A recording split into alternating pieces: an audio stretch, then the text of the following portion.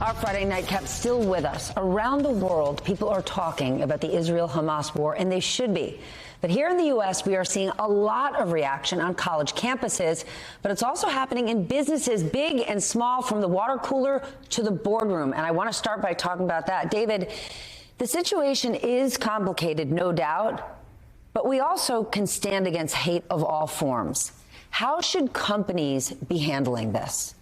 I think that there is a sense among employees and investors, board members, that companies have a duty to speak out. I think there are a lot of CEOs who want to see it as something that they can do quite authentically. They feel one way about something, they should speak out. We saw this after the George Floyd's murder and protests. So companies are used to that. I'm struck by how flat-footed a lot of companies were struck here in light of that. And I think you're right. There was a moment when executives could unequivocally call out what this was, grievous terrorism, and not worry or become kind of consumed with what complements that, which is fitting this into the broader narrative of debate and discussion over the issue of Israel and Palestine. And as time passed, it became thornier as a result of that. But I think that what's most important for companies is to acknowledge the fact that employees want to talk about this. This is a real live issue that they're talking about at home, they're talking about with their friends and their family. It seems natural that would extend to the workplace. And I think that conveying that sense of openness to have those conversations and to understand all of the contours of what's happened here is important. What do you think, Judy? Well, I've never seen so many experts on the Middle East crisis. With bad information. Right, in the past month. Now, I've read several books on it. I've been to Israel. I was actually in the West Bank this summer. And I don't know everything I need to know, but it's amazing how much these people, but I think it's on everyone's mind. It's like, I remember, this whole water cooler idea, when you watched All in the Family, I mean, I'm old, but, you watch a Norman Lear show and he dealt with some sort of social issue that was on everyone's mind and everyone would talk about it. This is on everyone's mind. I think you need to know who you work for, if you fit in. I mean, kids are not getting jobs.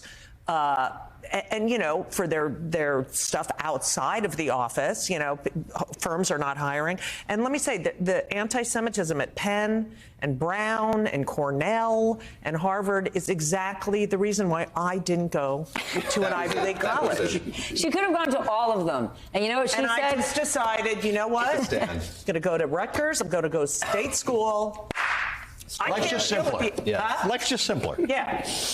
Do you think all these companies want to weigh in, Allie? Because in the last few years, there's a whole lot of CEOs who are saying, oh, my God, I now have to weigh in on so much. I want to go back to selling shirts and shoes. I don't want to weigh in because it's so thorny. And that has left a lot of their employees saying, I need you to stand up. I need to know who I work for and what you represent. So I'm in a safe space of a majority of business and economics reporters at the table, so I'm going to put my economics hat on. We're in a sub 4% unemployment world. You have to do what your employees need you to do. This is a world where if your employees and young folk these days want to talk about these issues at work. Back when we were watching All in the Family, sometimes that happened, sometimes that didn't, but you weren't in control of that dialogue. Today, you want young people, you need to compete, you need these people to stay and feel loyal to your company. You're going to have to read the room, and if they want to talk about things, you're going to have to figure out a way to have that happen. That is much more complicated than it looks, as you mentioned, with respect to the universities, places where you're supposed to be talking about everything, right, and they're having great trouble with it. So companies are not equipped for this. They put out a statement, and some of your employees don't like the statement you put out. They're generally not built for the dialogue that is about to ensue. So I think it's the way the world is going, but I think this is a fraught moment for a lot of American companies. You're completely right. If you talk to CEOs of major Fortune 100 companies, this is the last thing many of them want to deal with. They're not preternaturally equipped to do this. It's not why they got into business, even if they're surrounded by phalanx of, well-compensated PR people. But not to revive a Mitt Romney line from a decade ago, corporations are, businesses are people too. And I think we've seen since Trump, on some level, there's been an expectation among workers, like you've said, that they need to know the values of their company. And the executives who wait too long to weigh in are usually the ones who don't know what to say. And you can see how clear, concise communication has been rewarded in moments like this. I actually feel like I've received more emails from institutions in my life, schools I've gone to, my kids' school, that I think we've finally gotten the message here. And it's important because on a fundamental level, especially for big companies, your values are a big part of your proposition to your employees. It's why people decide to work for one company rather than the other. And these things do actually ladder to how they talk to Congress, how they lobby, how they, certain laws they fight for, and they're all really connected. And I'm sort of the mind that, like, what took so long? But what happens if you stand up and speak up for what you think is right, and then there's backlash against that, right? The SAG-AFTRA strike is over. But is the next thing going to be, well, I don't want to work with that agent for the stance he took, or I don't want to do this project? Could that be what we're seeing now? That's already happening. Yeah. It's happening now. It's incredible. I mean, look, personally, there are people I don't ever want to talk to again. Right. They've been silent or just dumb, and I think it's happening everywhere. And I think people feel. I mean, am I the only Jew on the? Are you? No, I'm not. No. You're Jewish? Yeah. Oh my God, with those eyes? How are you Let's talk Jewish? afterwards. My mother's Jewish. I know, but Okay, let's go back to the sorry.